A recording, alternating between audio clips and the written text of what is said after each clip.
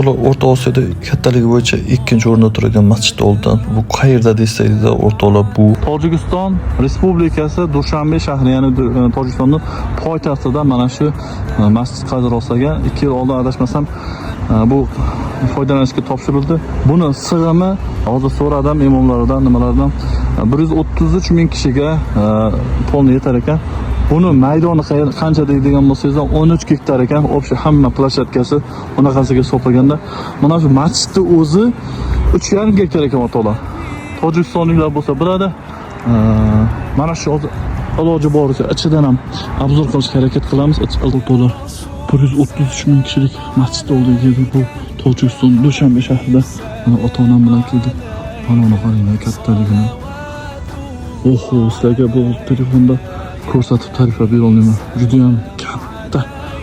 Bu tomondan o tomonga boraman degancha ancha vaqt o'tib ketadi ekan, mana qarang.